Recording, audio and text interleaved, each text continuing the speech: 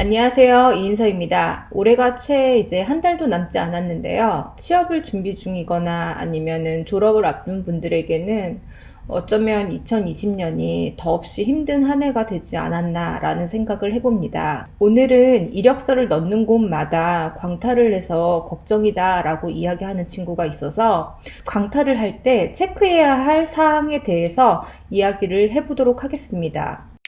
많은 친구들이 아마도 이력서를 넣었을 때 한 번에 연락이 오는 경험을 하기는 정말 힘들 것입니다. 저도 역시 마찬가지로 처음 취업 시장에 뛰어들었을 때 넣는 족족 모두 떨어지고 면접의 기회조차도 얻기가 힘들었던 것이 현실이었거든요.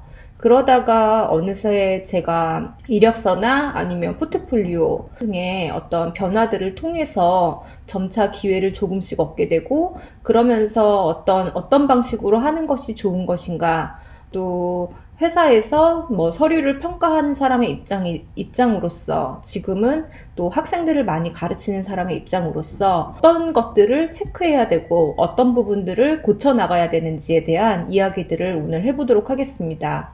아마 많은 분들이 광탈하고 나서 나는 정말 쓸모없는 인간이 아닐까, 이런 자괴감에도 빠지고 어떻게 해야 될지도 모르는 그 답답한 마음에 어디 물어볼 데도 없고, 또 그렇다고 해서 탈락한 것에 대한 어떤 피드백을 기업에서 받을 수 있는 게 아니기 때문에 정말 많이 답답할 거예요.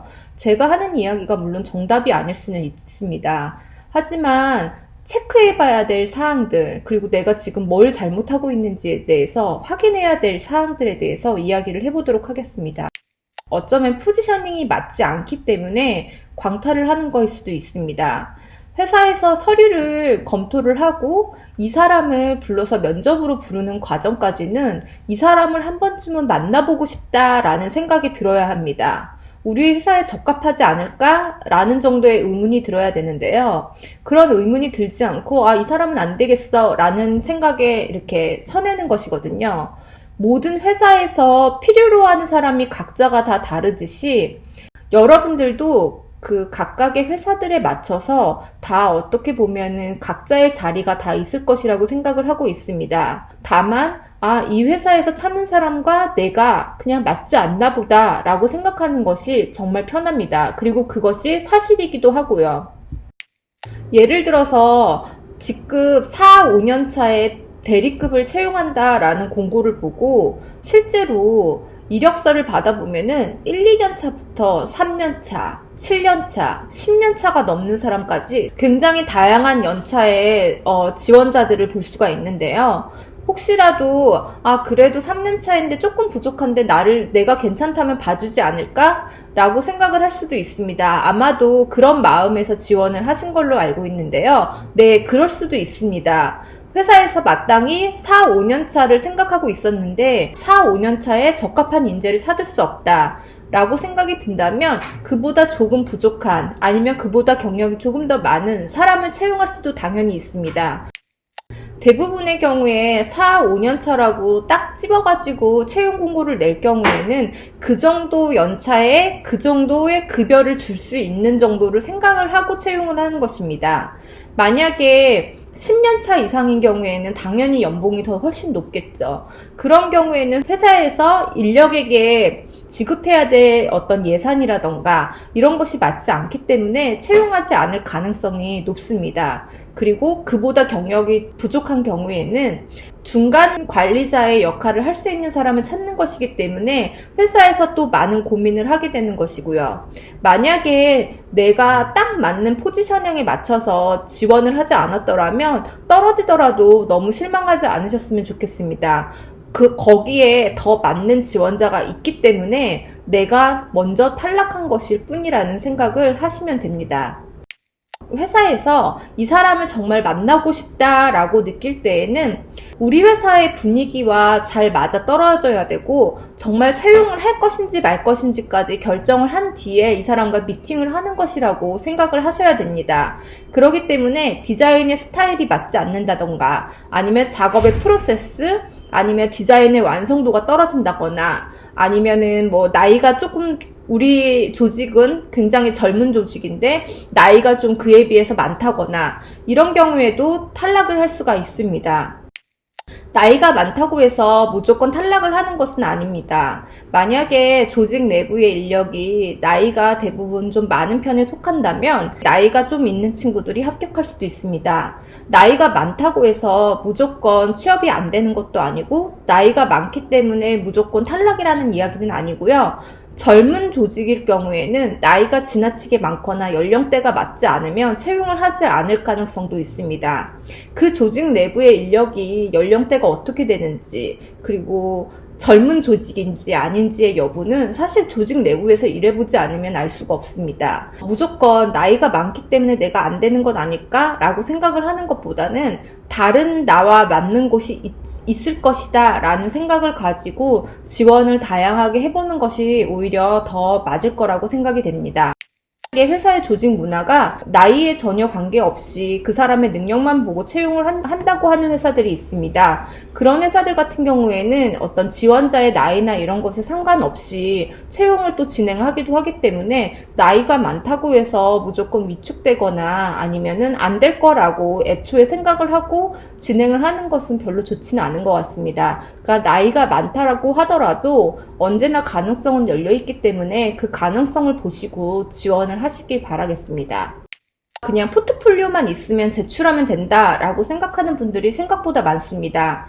하지만 포트폴리오의 완성도는 매우 중요하고요. 그리고 내 포트폴리오에서 내가 작업한 전 과정에 대한 프로세스라던가 아니면 작업의 의도, 이런 것들이 모두 친절하게 표기가 되어 있어야 합니다. 디자이너에게 평가 1순위는 디자인을 얼마만큼 할 수 있느냐입니다. 그래서 디자인을 하는 것을 먼저 체크를 하시고요. 그리고 다른 사람들과 내 작품을 한번 비교해 보세요. 내 작품이 다른 사람에 비해서 어느 정도 수준에 있는지를 꼭 체크해 볼 필요가 있습니다. 만약에 이력서를 제출할 때 어떤 사람인이라던가 아니면 기업의 포맷대로만 이력서를 지원했을 경우도 있지만 본인이 스스로 자유 포맷으로 제출할 경우에 이력서의 디자인이 생각보다 영향을 많이 미친다는 사실을 잊지 마셔야 됩니다. 특히 디자인 에이전시에 지원을 할 때에는 이력서의 디자인이 정말 중요한 요소가 됩니다. 생각보다 많은 친구들이 이력서의 디자인을 정말 잘 못하고 있는데요. 이력서 디자인, 이것만큼은 지키자라는 내용으로 제가 영상을 또 담아두었습니다. 이 내용 참고하시고 내가 정말 잘못하고 있는 부분은 없는지 이런 내용들을 꼭 다시 확인을 해보셔야 합니다.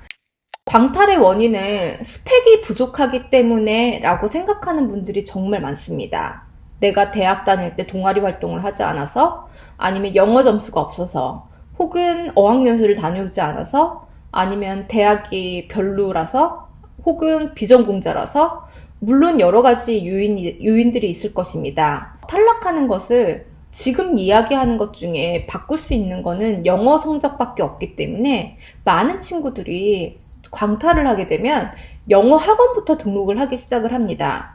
하지만 다시 한번 이야기를 하지만 디자이너의 직무상 외국계 기업이 아닌 이상은 영어 점수가 없다고 해서 서류에서 탈락을 시키는 경우는 거의 없습니다. 지금 여러분이 제출하고 있는 서류들이 불성실해 보이기 때문에 혹은 완성도가 떨어지기 때문에 아니면 자기소개서가 읽기 너무 힘들기 때문에 커뮤니케이션이 잘 안 된다고 판단하여 탈락을 할 수 있는 가능성이 훨씬 더 높습니다. 대학 서열대로 자르는 것은 타 직무에서는 가능한 일이지만 디자인 쪽에서는 그런 일들이 흔하게 일어나진 않습니다. 취업 준비를 한다고 해서 이력서만 넣는 것은 정말 어리석은 일입니다.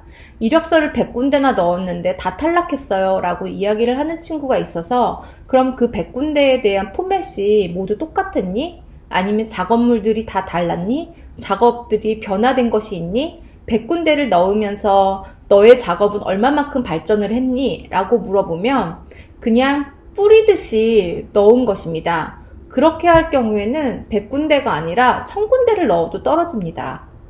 100군데를 넣는 동안에 10군데 정도를 넣고 탈락을 했으면 당연히 이력서든 자기소개서든 포트폴리오의 작품이든 포트폴리오의 디자인이든 변화를 주기 시작을 해야 됩니다. 10번 두들겨서 안 넘어가는 나무가 없지만 10번을 두드릴 때 그 작업의 방법을 어떻게 하면은 더 합리적으로 할 수 있을지, 어떻게 하면 더 효율적으로 할 수 있을지, 10번을 찍는 과정 속에서 내가 더 얼마나 발전을 할 수 있는지, 그것이 더 중요한 것 같습니다. 여러분, 이력서 100군데 한꺼번에 넣지 마세요. 10군데 넣어보고 반응이 없으면 작업도 다시 진행해야 되고, 이력서도 다시 써야 되고, 자기소개서도 다시 써야 됩니다. 그렇게 해서 20군데 넣었는데 반응이 없으면 또 다시 나는 한 걸음 더 앞으로 나가야 됩니다. 광탈을 하는 이유는 여러분들이 아직 취업시장에 익숙하지 않아서입니다. 그리고 아직 나와 맞는 회사를 만나지 못했기 때문이죠. 나와 맞는 회사를 더 빨리 만나고 싶으시다고요? 그렇다면은 지금 당장 내가 이력서를 넣고 있는, 내가 포트폴리오를 넣고 있는 것부터 다시 시작하세요. 그리고 어제보다, 그저께보다 나는 얼마나 더 성장했는지, 변화된 나의 모습을 가지고 다시 지원을 해보세요. 그렇게 되면은 또 기회는 찾아올 것입니다. 오늘 서류 탈락을 너무 많이 해서 힘들어요 라는 이야기를 한 친구에게 듣고 서류에서 광탈할 때 여러분들이 체크해야 될 부분들에 대해서 이야기를 해봤습니다. 제가 하고 싶은 이야기는 취업 준비를 할 때 멈춰서서 서류만을 넣는 것이 아니라 한 걸음 한 걸음씩 걸어 나가면서 내가 발전된 상태에서 서류를 넣어야 한다라는 것이죠. 꼭 하루하루 발전되는 여러분이 되길 바라겠습니다. 그리고 좋은 기회를 잡길 바라겠습니다. 감사합니다.